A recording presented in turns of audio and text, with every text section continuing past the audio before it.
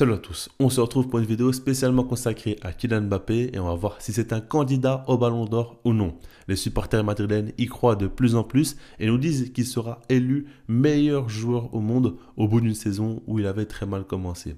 On va analyser ici les arguments, voir s'ils se tiennent, je donnerai mon avis et ensuite je veux aussi débattre sur un point qui me paraît très important. Vous allez voir ça plus tard. Déjà pour commencer, si on parle des accomplissements de Kylian Mbappé cette saison, il faut parler des statistiques en premier lieu. On parle ici d'un joueur qui a joué 55 matchs cette saison, a marqué 42 buts et a réalisé 4 assists. Il a été élu Pichichi, c'est-à-dire meilleur buteur du championnat espagnol, et aussi soulier d'or, c'est-à-dire meilleur buteur des championnats européens. Il a remporté 2 titres avec le Real Madrid. On parle cette fois-ci de la Super Coupe d'Europe et de la Coupe du Monde des clubs. Mais ce n'est pas fini, il peut encore remporter 2 titres. Et là, on parle de la Ligue des Nations avec l'équipe de France où il va jouer une demi-finale face à l'Espagne et une finale potentiellement, cette fois-ci face à l'Allemagne ou au Portugal.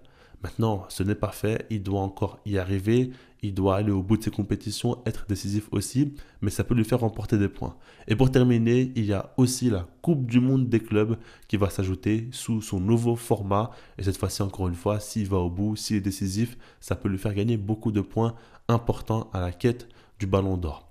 Par rapport à ça, c'est déjà pas mal de bonnes choses, ok, mais on peut ajouter à cela le fait que le Barça réalise une grande saison, ok, mais que trop de joueurs sont sortis du lot d'un point de vue individuel, donc ça peut et ça va diviser les votes. On parle ici de 3 gros favoris, Lamine Yamal, Rafinha et Pedri, mais on peut même ajouter Lewandowski qui va jouer le top 10. Par rapport à ça, ça nous fait un peu penser à la saison passée avec le Real Madrid qui avait Vinicius, Jude Bellingham, Toni Kroos et Carvajal.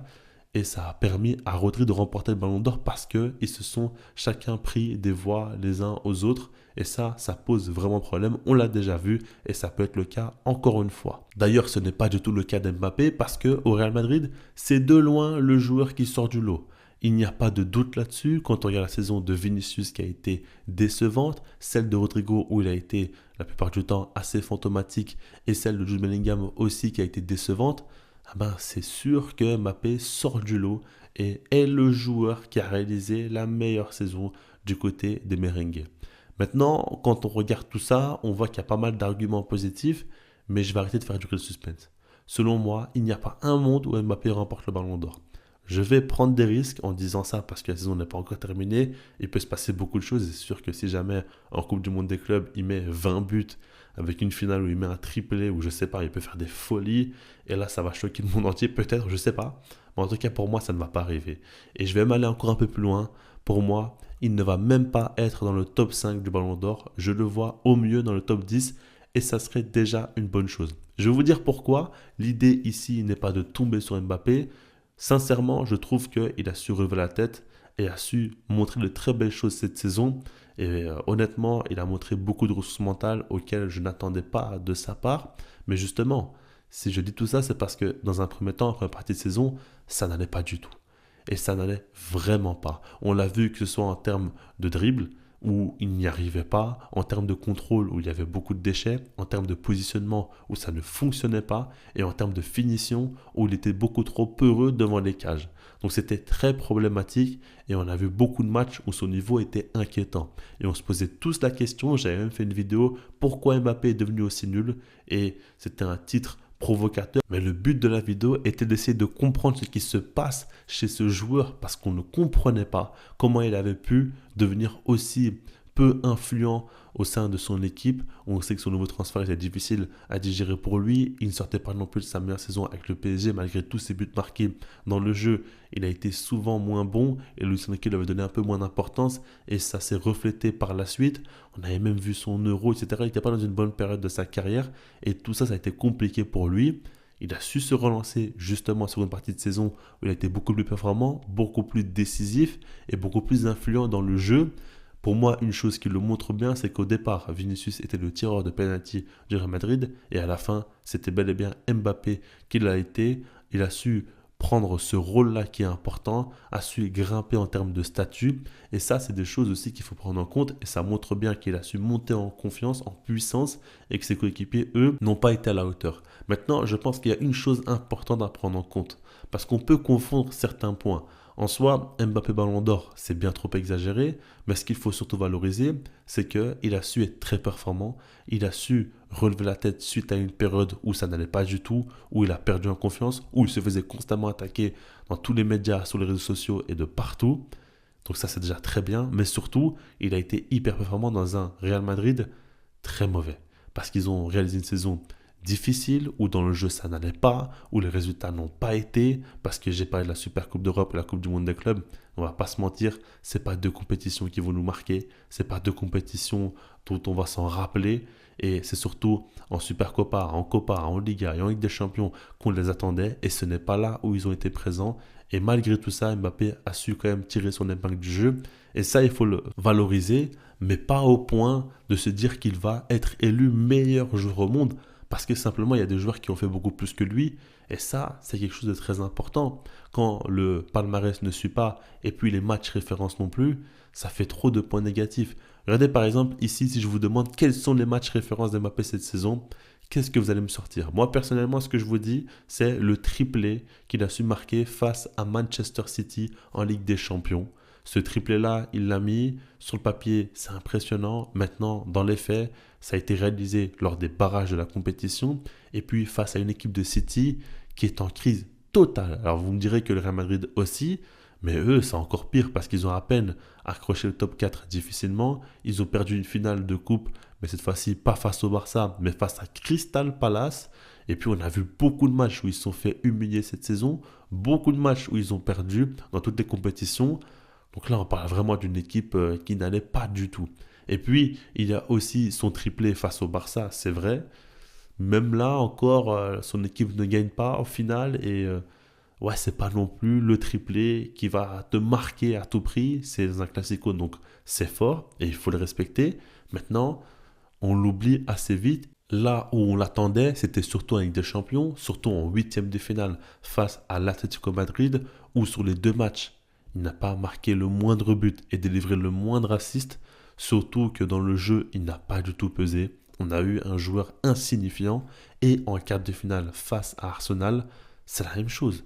Pas de but, pas d'assist sur deux matchs et insignifiant dans le jeu aussi. Ça a été le néant complet dans les moments les plus importants.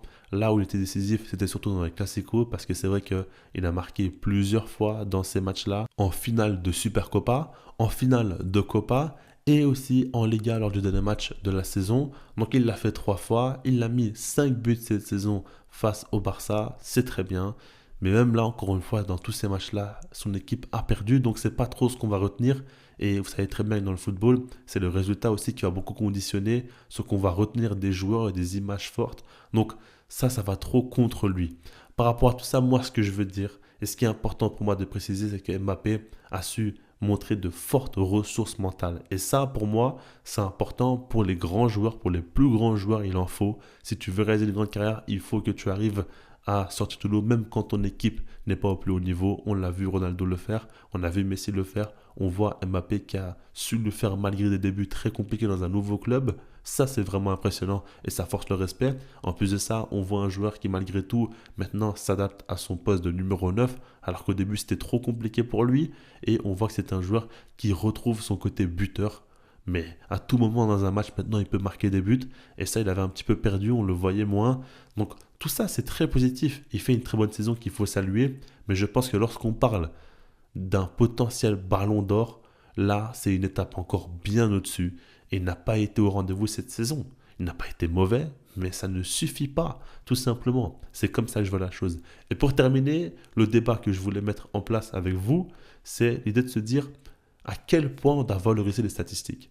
À quel point on doit mettre en avant, notamment, le nombre de buts inscrits par un joueur. Parce que ici, c'est son nombre de buts qui fait que ça rehausse. Parce que je vous l'ai dit, en seconde partie de saison, dans le jeu, il a été beaucoup plus influent, ok, mais c'est surtout ces buts au final qui vont compter et qui font que, ouais, ça rehausse complètement sa saison.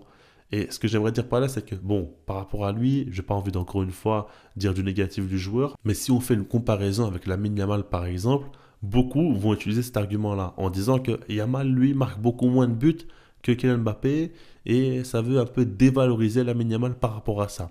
Ce que j'aimerais dire ici, c'est qu'il faut à tout prix qu'on regarde les matchs de football et qu'on analyse l'influence des joueurs sur le terrain. C'est là qu'on va comprendre au final qui sont les joueurs les plus performants et les plus forts. Cette saison, pour moi, il y a un écart énorme entre Lamine Yamal et Kylian Mbappé. En termes de statistiques, on ne le voit pas, mais sur le terrain, on le voit. Et puis d'ailleurs, c'est marrant parce que si on regarde les buts importants inscrits par les deux joueurs, ce n'est pas la même chose. En Ligue des Champions, j'ai dit que Mbappé n'a pas été décisif en quart de finale et non pas en huitième de finale, alors que Lamine Yamal, lui, l'a été en huitième, en quart et en demi. Et on l'a vu plusieurs fois marqué, dans tous les classicos aussi a été décisif. On parle d'un joueur vraiment qui, plus que jamais, a su hausser le niveau de jeu dans les matchs plus importants, a beaucoup d'images fortes.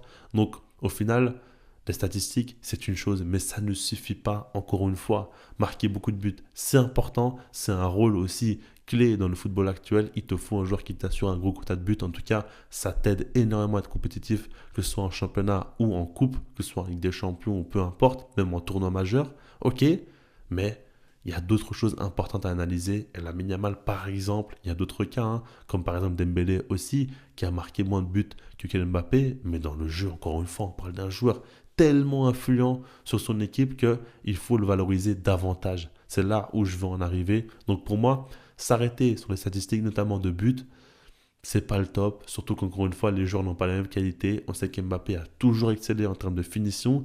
Et par exemple, Yamal ou Dembélé, eux, ont toujours excellé dans le dribble et dans la percussion, ce qui est totalement différent. Voilà, par rapport à tout ça, dites-moi vous ce que vous en pensez. Est-ce que vous pensez tout de même qu'Mbappé va remporter le Ballon d'Or? Si c'est le cas, donnez-moi vos arguments. Ça m'intéresse vraiment de voir. D'ailleurs, si vous aimez aussi le contenu que je propose, n'hésitez pas à liker la vidéo, à la partager, à commenter et aussi à vous abonner. Ça m'aiderait énormément pour la suite. Je veux ça dessus, puis moi je vous dis peace.